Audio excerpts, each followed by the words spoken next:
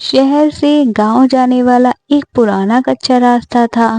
اس راستے میں ایک سائڈ بہت بڑا اور ڈراونا جنگل پڑتا تھا۔ لوگ کہتے تھے کہ رات میں اس جنگل میں ایک چڑیل رہتی ہے۔ جو بھی وہاں سے اکیلے گزرتا ہے وہ دوبارہ کبھی نہیں دکھتا ہے۔ اس سے سبھی گاؤں والے ساودھان رہتے تھے کہ اندھیرا ہونے کے بعد اس راستے پہ مت جانا۔ عارف ایک کالج میں پڑھنے والا ایک سیدھا سادہ لڑکا تھا۔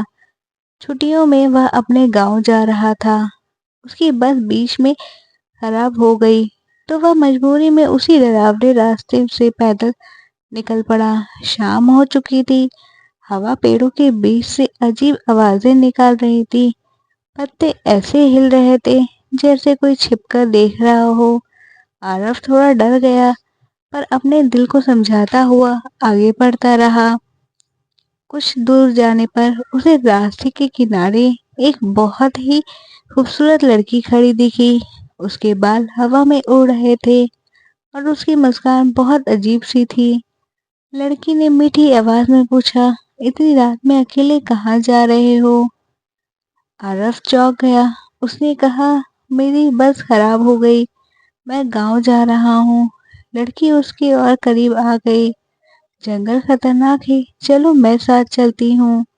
عارف بہت ہی ایماندار اور سیدھا لڑکا تھا جو سندر لڑکی دیکھ ترنت اس کی طرف موہت نہیں ہوا۔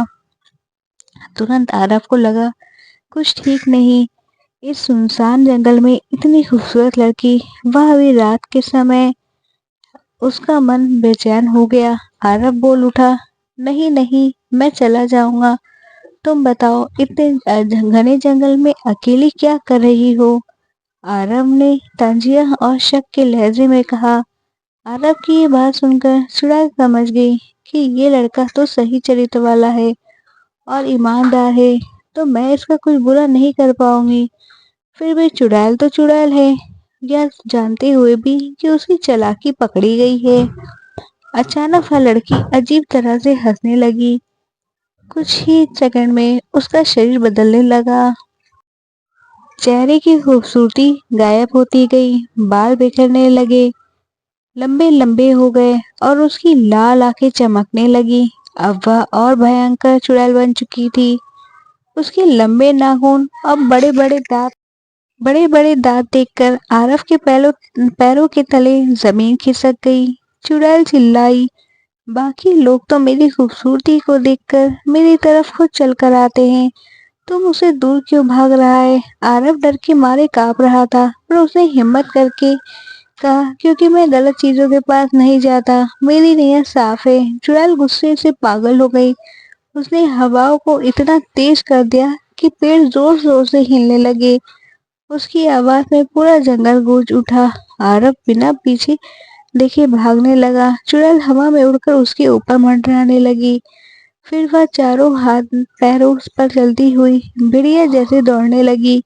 اس کی چیخیں عارف کے کانوں میں ہتھوڑے کی طرح لگ رہی تھی۔ عارف پوری جان لگا کر دوڑ رہا تھا، تبھی اسے دور گاؤں کی روشنی دکھی۔ وہ زور سے چلایا، کوئی ہے، مدد کرو۔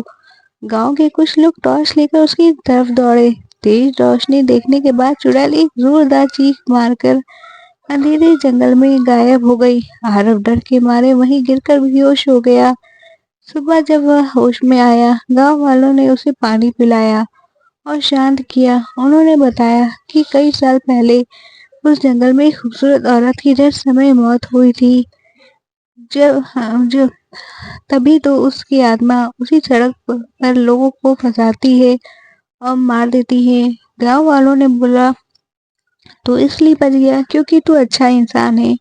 چڑیل اچھے لوگوں کو چھو نہیں پاتی۔ عارف نے راحت کی سانس لی۔ اس نے سوچا، کبھی زندگی میں دوبارہ اس راستے میں نہیں آ جائے گا۔ شام ہوتے ہی جنگل پھر سے چپ ہو گیا۔ اچانک پیڑوں کے بیچ ایک دھیمی سی خطرناک ہنسی سنائی دی۔ چڑیل پھر جاگ چکی تھی۔ اسے اب اگلی شکار کا انتظار تھا۔ اس کہانی سے ہمیں یہ سیکھ ملتی ہے کہ